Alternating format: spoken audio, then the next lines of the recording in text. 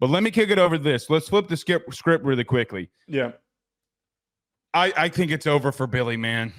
I really do. Look, you had everything going into this offseason, and everybody's like, let Billy get his players in there. Well, did you see what Dan Mullen retweeted yesterday? Okay. I did see that. He needed those players. He went to 3 New Year's 6 games. Okay.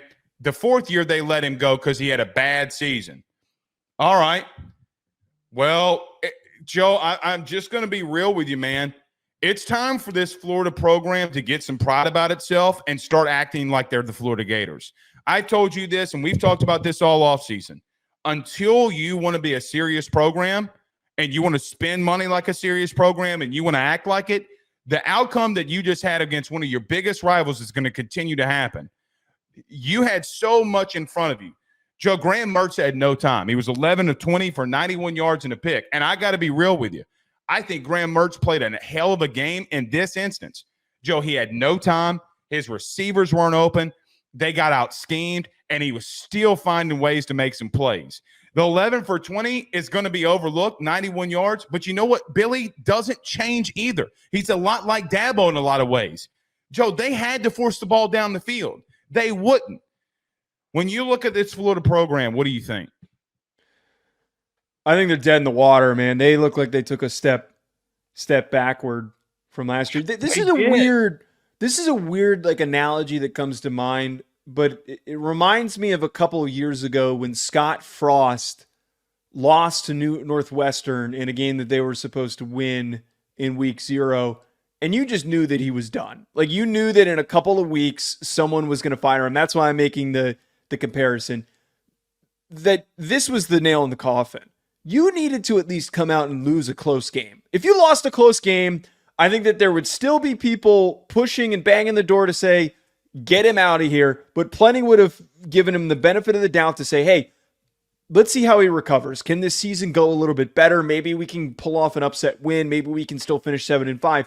But to get dog walked and your ass kicked that badly against a team that's supposed to be a rival of yours at home is pathetic. He is racking up a disturbing amount of records for just ineptitude. I think that's like the biggest home loss that they've had in a really long time for how badly they got their butts kicked yesterday against a team that's not even in the SEC.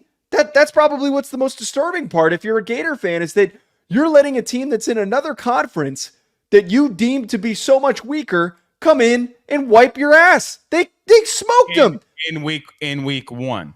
In week 1, it felt like they were playing two different sports. It felt like Florida had no energy.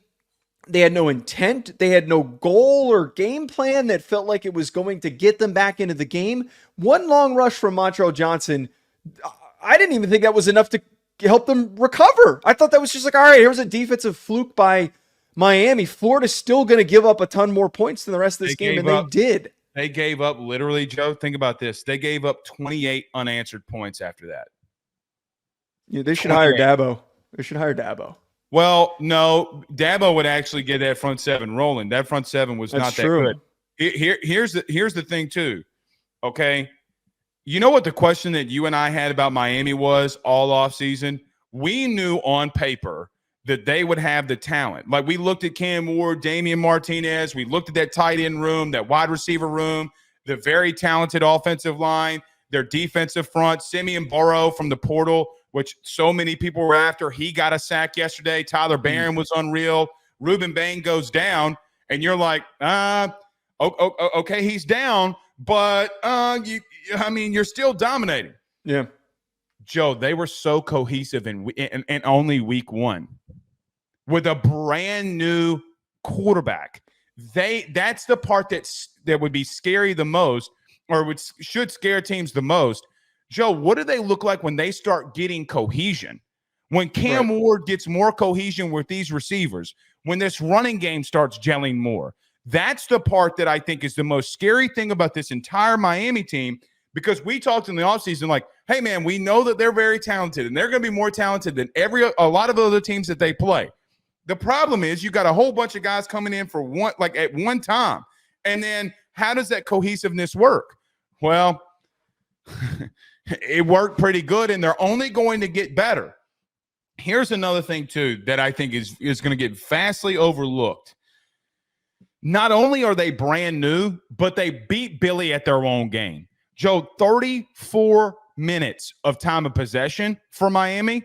They did whatever they wanted to. They played around with their food. They literally were just playing around with them. But you want to know the one thing that I thought was the biggest thing for Miami? When you see teams that have a lot of players from the portal and a lot of new pieces and young guys, you normally have a lot of pre-snap penalties. You normally have a lot of bad things going on. Joe, it was Florida with the snaps. It was Florida with some false starts. Miami only had 2 penalties in the entire game, too. And I'm like, dude, they're only going to continue to get better here. Well, I think that goes in line with what we're talking about here with Billy, why this is clearly done to compare 2 coaches in there. They're both in their 3rd year now, or they've been around and established. You've got one roster that was extremely aggressive in the portal and was built with a bunch of kids that weren't playing together last year, and they looked fluid. They looked confident. They looked like they've been playing together for 4 years. And then you have a Florida team where you lost guys. You didn't really bring much in that was going to spark any excitement. And they looked sloppy. It was all the same crap as last year. They just looked poorly coached, unfocused, making silly, stupid mistakes. And all of that showed up. And no aggressiveness. No aggressiveness. That's to me like the real problem with Billy Napier is that this game, you're getting punched in the mouth, and there's no desire by your team to fight back. It felt like they gave up in the second half. I see a lot of people in the chat saying that we're saying that they're going to win a national title. But to all of you that's in the chat right now, let me tell you this. They dominated Florida the way that Georgia would. Let me just repeat what I just said. Miami dominated Florida the way that Georgia would have.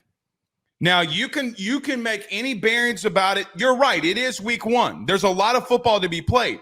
We didn't say that they're winning a national championship, but you're going to have to start telling me where they're not just as talented as a lot of teams in the country. And here's another thing too. Joe, you brought up an interesting, to all the people in the chat, name a team that you think right now can beat them. Name a team on their schedule right now that you think that can beat them. Forget the playoffs for just a moment. They dominated Florida the way that Georgia would have.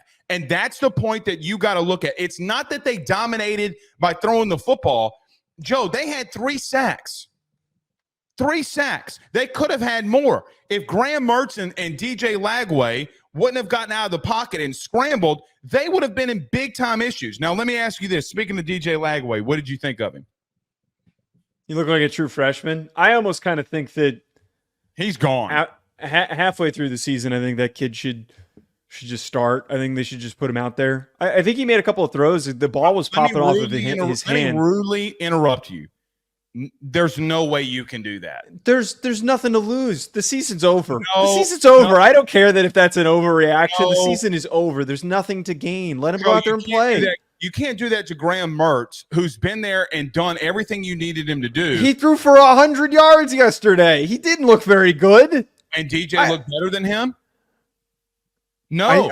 There's more to gain from DJ Lagway playing 6 games this year than there is from Graham Mertz playing 7. And look, if Billy Napier gets fired, the interim coach is going to be told, this is a different world. This is a very different world of college football that we live in now with this aspect of things. They're going to want to play DJ Lagway so that he feels like that he's invested in and that he's going to want to stay. The kid's going to get hurt then, because the way that they tried to protect Mertz yesterday was comical. Terrible. All right. This video is sponsored by the online fitness training camp presented by Chris Gates Fitness. When I first started talking about Chris, about partnering with our show, not only was I excited to have a fitness sponsor for our pod, but more importantly, when I found out about how he can help people achieve their goals, I was even more bought in, because when the football season starts, it is so tough to stay on top of things and also to be able to enjoy yourself on Saturdays when it's game day. With Chris Gates Fitness's online training camp, you're going to be able to effectively stay focused, consistent, burn fat, build muscle, and do it with a like-minded community of individuals working towards the same thing. On top of this, you're going to be able to get direct coaching from Chris and the ability to ask him questions with an access to a live Q&A where you can get direct personalized support from Chris himself. Don't wait any longer. If you're trying to get in shape during this fall and you want to be able to do it with the right support system, head on over to chrisgatesfitness.com/training camp or click the link in the description.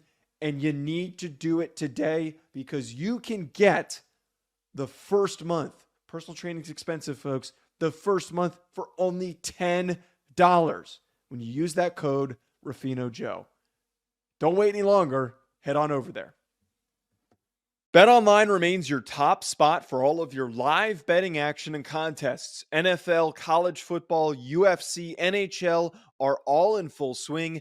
BetOnline is your number one source for wagering news, odds, trends, and predictions with both desktop and mobile access at any time. Head to BetOnline today and use promo code BELIEVE, that's BLEAV, for 50% off your first deposit. That is a 50% welcome bonus. BetOnline, where the game starts.